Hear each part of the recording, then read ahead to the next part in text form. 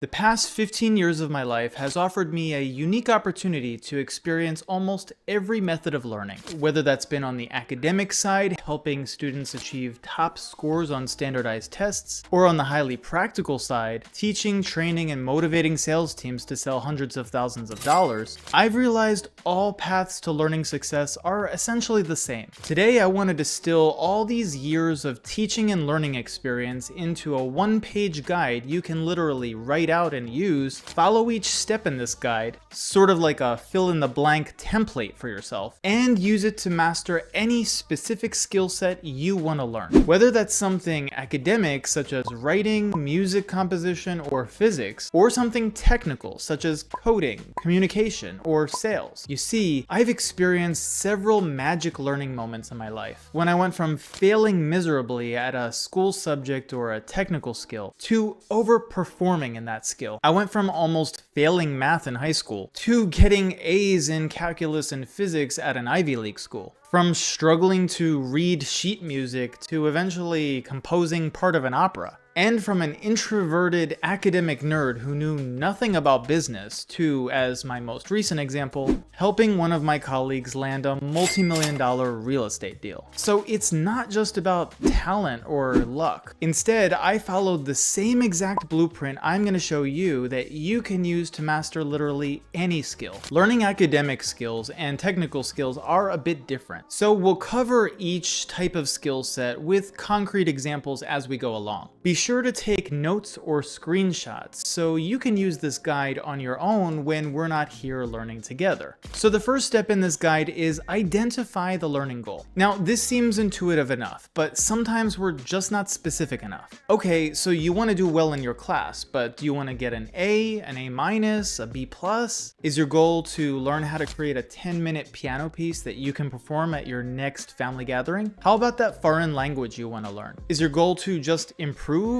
or do you want to concretely learn how to order out at a restaurant within the next 6 months? If you're learning about sales, is your goal to make $6,000 per month within the next 2 quarters by closing 50% more sales? Being as specific as possible with your learning goal is going to make it that much more tangible, and you'll be more motivated because you'll be able to actually measure your progress toward that goal. When I was attending Columbia University, for example, I knew it was going to be extremely difficult, but at that time I knew that in order to be competitive enough to apply to medical school, I absolutely needed to get A's in things like physics, calculus, chemistry. And so I told myself, I'm gonna seek out every resource I possibly can to make that happen. At the time, that goal was very real and very tangible to me. Step 2 is to get a coach or study partners. Now, I know many of us can't afford a coach or a tutor, so this step might seem a little bit unrealistic. But even though having a coach is the best way to help guide us to our learning goals, we don't actually have to pay someone to be a coach or a tutor. Instead, if you're short on money, just identify 2 to 3 people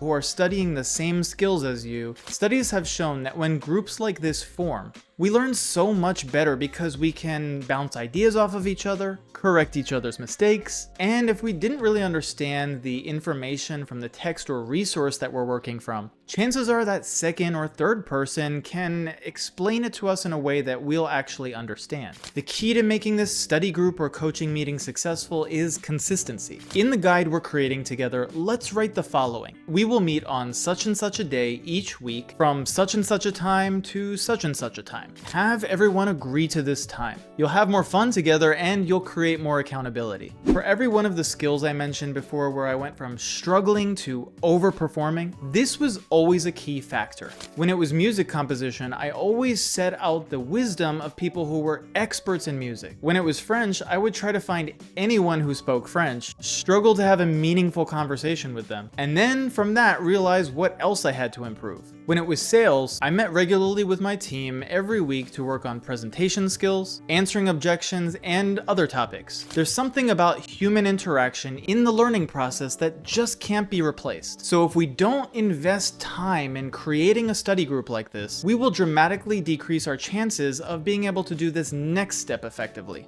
which is step 3, identify the correct curriculum steps. So here, we want to make a list of skills and order them one after another. Yes, we could definitely just look up the curriculum we need for, let's say, coding or calculus by just going online and looking up a standard curriculum for coding or calculus. But can you see why the study group or coaching concept would make this process much more efficient? Together, you'll be able to list out the correct learning steps in the correct order. You might be able to do this yourself, but you, as a newbie, might make a mistake here, especially because it's been shown that the right order of curriculum steps vary depending upon the person. So for example, let's say you're studying writing. Skill 1 might be learning the difference between descriptive and persuasive writing. Skill 2 might be learning how to develop a hook or thesis statement. Skill 3 might be learning how to use pathos, logos, or ethos in your writing. Depending on your current skill set or experience, you might need to rearrange these steps. But of course, you can always benefit from review. By working together in a group, you can actually customize these steps for mutual benefit.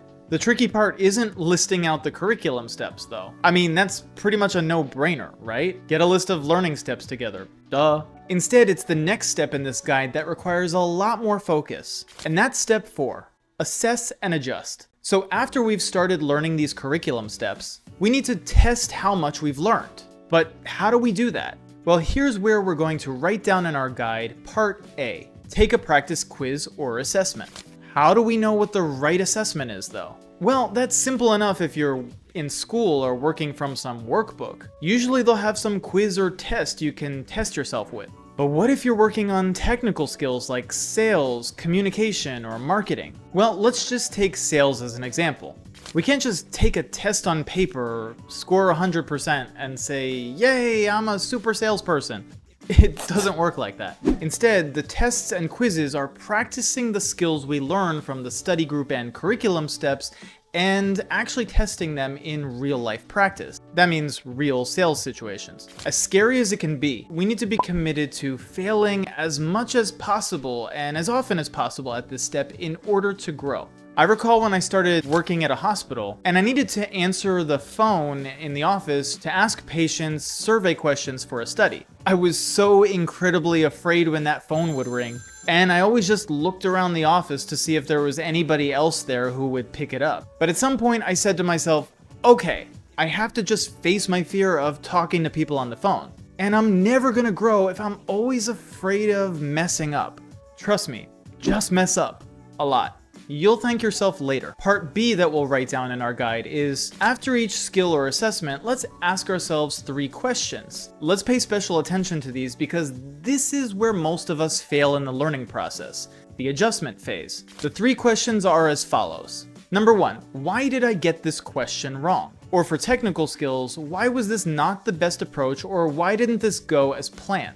So for example, if it's something like a math question, did you misread the question? Did you simply spend too much time on previous questions and then you had to rush this one? Or, and this applies to both academic and technical skills, do I have some very specific gap in my knowledge that I need to fill? The second question is, what specific steps can I implement next time in order to avoid this? For this, we actually want to write out those steps. For example, whenever I've taught SAT prep, I've always broken down reading questions on the test to repeatable steps the student can follow every single time. So then every time the student would make a mistake, we could always go back to those steps and just ask, in which step did you make the mistake?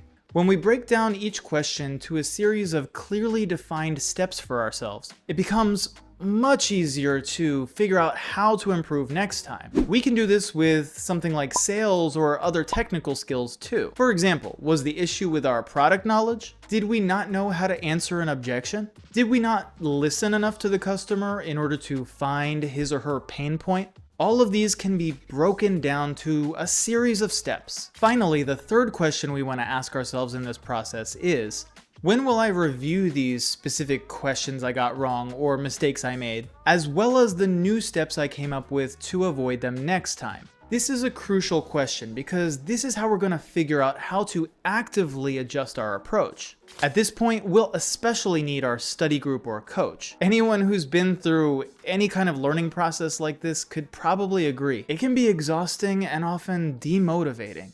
Imagine you're committed to exercising every day, you keep going to the gym, but for several weeks of doing this, you don't see results. Do you feel very motivated? A very small percentage of people will maintain their motivation, but most of us, including me, won't. It's the same with learning. Commit up front that you're probably not going to make much progress, if at all, in the beginning. That's okay. Keep going. It's at this point in our learning guide that we want to write down part C under Assess and Adjust. First, bring these questions back to your study group. Second, teach them why you got them wrong, and teach them the new steps you came up with. And finally, ask all study group participants to do the same, and give each other constructive feedback. If we do all these three components together, we can be incredibly productive in just 1 to 2 hours of learning together. But remember, keep the feedback constructive. Avoid telling your study partners that their way of figuring it out was wrong. Whenever I've had sales trainings in the past, we would each present a topic or scenario, teach it to the rest of the team, and then each person would stand and give feedback to the presenter by stating 2 very specific things. Number 1, what did the presenter do well? And 2, what is one thing the presenter can improve? When we stick to this format of feedback, not only does the environment stay respectful, but it also creates a sense of camaraderie and recognition for the learner, which can help us all stay motivated toward the learning goal. Finally, step 5 in this guide is simple: reassess. In this final step, we want to ask, is the structure in step 3 still relevant or useful? No study plan is perfect, and priorities or goals may have shifted. Be open to readjusting the study plan together if needed. Then let's ask ourselves, what is the next learning assessment we should engage in for step 4? From here, we simply need to wash, rinse, and repeat until we've achieved our learning goals together. Just remember, learning is a shared process. When we learn together, we all win together. If you want to keep leveling up your learning, then be sure to watch this next video.